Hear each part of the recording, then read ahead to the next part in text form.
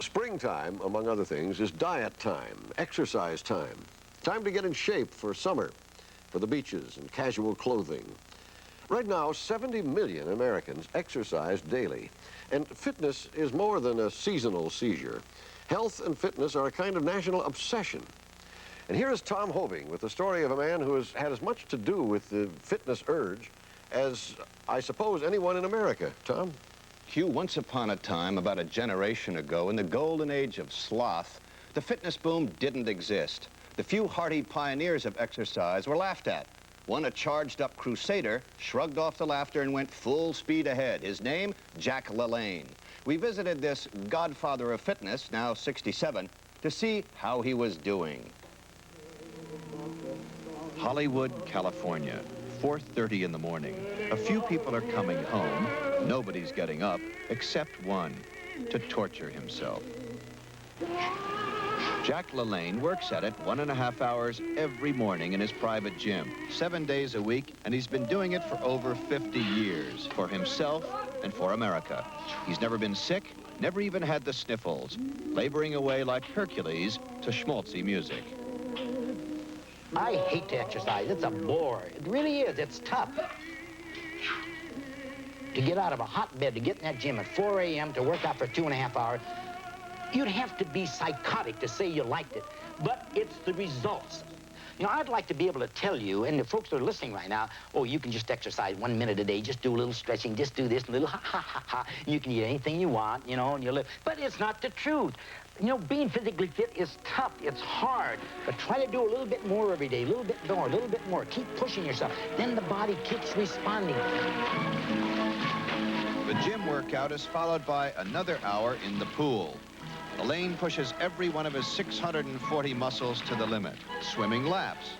But everyone can do laps, so Jack swims tied to a post to make it even harder. After morning exercise, breakfast, a soup of dried liver, kelp, calcium, and other healthy ingredients. Followed by a quart of celery and carrot juices mixed with raw wheat germ, yeast, bran, Makes you a regular fellow. and some Jack LaLane name brand supplying 60 grams of protein. Here we come. For Jack, the real working day begins at 7 on the set of his live TV show, the 1980s rebirth of an American television institution now called Jack LaLane and You. Put up your hand. Way up, keep going. Up, 2. Leslie Allen is a show regular. It's incredible to work with a man that is almost 40 years older than I am, and it's hard to keep up with him. Jack, you're 67 right now, aren't you? What the hell does that mean? It's a number. But numbers are important to LaLane. Every year since he became 40, LaLane has pulled off an endurance feat. Culture advocate who believes in swimming the hard way. For example, Age 41, he swam the 2 miles from Alcatraz to San Francisco wearing handcuffs. 21 years later, at 62, for the bicentennial, LaLane swam a mile handcuffed, shackled, towing 13 boats containing 76 people. The goofball feats, are they for publicity? What kind of feats? The goofball feats? Is that what you call them? Why, no, what do you call them? I call them extraordinary feats that only a person in fantastic human condition can do. come on. You ready?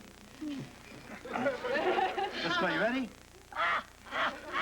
If LaLane seems to be an exhibitionist, he's not really. He's more a promoter, salesman, showman, crusader. His gospel is health and strength, and he preaches it across the land. You're on the air. I have a problem where sometimes I'll get On up. a Miami radio call-in show, instant diagnosis and advice. That's absolutely your sacroiliac. Now pull your left knee in. With body English, LaLane style. Now both of them together. Bring them both in. Come on, in. I do that for constipation, too. Well, that's good. You gals, I want you to get up in the morning. Take your clothes off. Find out what you want to improve. Charged up Fellas want to lectures do that. about Take this self-improvement. inventory. Have a little gold. Have it on your refrigerator door. There's not one of you in this room that can't improve yourself 1,000,000,000% by just changing your attitude. But Jack wasn't always like this. His legend began in San Francisco in 1914. A doting mother fed him all the sweets he wanted. Jack LaLane was a sickly sugarholic. I never knew what it was to have one day of health. up till the time I was 15 years old. I was getting failing grades in school. I had an uncontrollable temper. I tried to kill my brother on 2 occasions. I was contemplating suicide. I had these blinding headaches every day. I couldn't stand the pain. I used to beat my head against the wall. I had pimples and boils. I had shoulder braces made to keep my shoulders back. I had flat feet. I had arch supports. Then when I was 15 years old, I dropped out of school for 6 months. I attended a health lecture. And that lecture told that audience that if we obeyed nature's laws, that we could be born again. I wanted a new body, and the man said I could have it.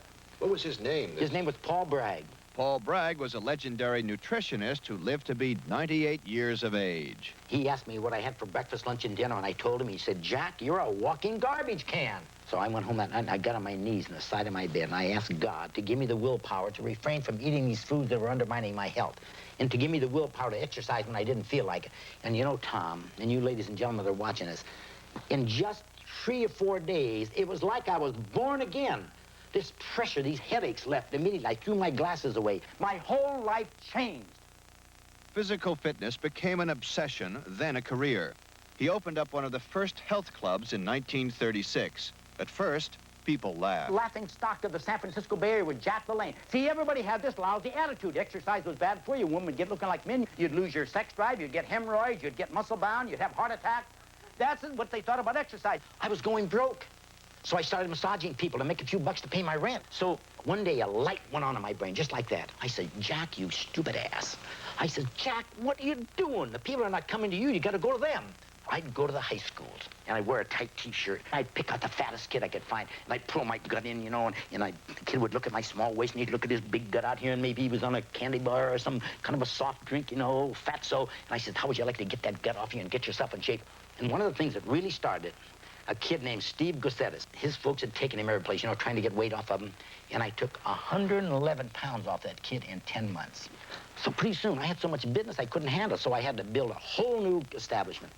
Below, I had a complete health food store and a health food restaurant. See, this was 30 years before anybody heard about it. Jack LaLane was on the way on his lifelong crusade. Even the war didn't stop him. He was a corpsman in the Navy and helped rehabilitate wounded sailors through exercise. After that, Jack pursued everything a strong man could. Yet LaLane was no oiled-up, muscle-bound poser. He was an empire builder, and the empire began in 1952. Television. How you doing? They're all my little helpers. There's Billy and Bobby and Mary, and there's Josephine. Hope you all had a wonderful night's sleep. His style, like the man, was unique. Play a little game now. I want you all to get up on your tippy toes. Can you get way up on your toes? He became a morning fixture for 25 years. Forget your worries, forget your cares. You're putting life back into this old body. Come on. 1, 2, down. Up. Feel the tummy work. Down. This is so much fun. Wow.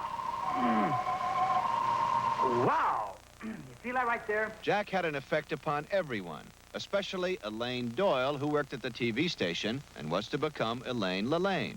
He came over to my desk and he said, you should be eating apples and oranges and bananas. And I was eating my chocolate donut and smoking my cigarette. And I said, oh, yeah? And he really changed my life. I stopped smoking and I started exercising every day. I put 3 inches on my bust line. I took a couple inches off my waistline and put 3 inches on my hips. So I think it's helped me. Do you think so? And now, you notice this action here, her waist, the hips, the thighs. Then, as now, Elaine was important to the show. She demonstrated exercise equipment which he had invented. Elaine, pump your bicycle. Now, this is terrific here for the midsection. Look what's happening. You just have to improve if you use this bike kit. These things all came out of my head. Being a progressive person, nobody had them, so I had to improvise. I had to do something to make exercise more pleasurable and make more variety out of it. My job is to market it. And Jack really doesn't want to get involved in that. He just invents something and then goes on to something else. Kev, take it. That something else can be anything from books, records, weight loss equipment, nutritional products to protein bars. But the growing empire of health and strength is firmly based on the chain of Jack LaLane spas. Hey, everybody, come join us. Shape up and live. We can help you do it. By outright ownership or by a complex licensing deal, LaLane derives income from 140 of them. Shape up and live. Is running a health spa a good business, Jack? It is absolutely incredible. The greatest. How much do you make out of it? I never, ever once thought about making money. I just thought about how can I help somebody. Money. I mean, you do make money. Do you make money? Absolutely. How much do you make out of it? I wouldn't be, I don't know. I have business people to take care of all it. I try to keep my brain clear to do the things that I'm best at. Good, see? That flattens here. Make this thin. Nice. Pull this in. Come on. Hit this tight.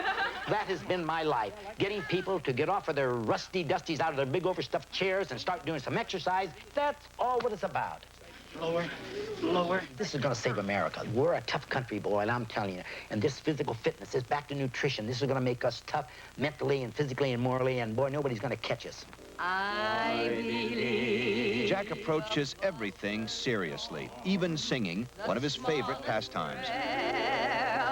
Will still. He likes rehearsing with his longtime friend, singer Connie Haynes. I believe. It comes as no surprise that I Believe is his favorite song. Here's every word. Are you the Billy Graham of the physical fitness field? Billy Graham's for the hereafter. I'm for the here now. I think about living. Oh, anybody can die. Any stupid person can die. It takes somebody that has guts and a plan in life and with enthusiasm to live. If I died, it would really blow my image. Then I know why.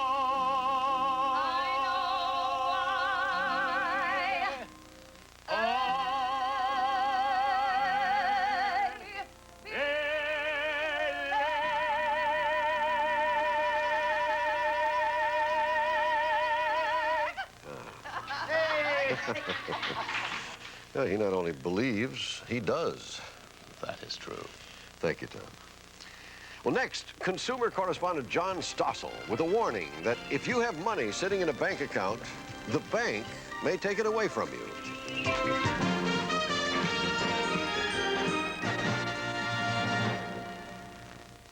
If a manufacturer doesn't have enough confidence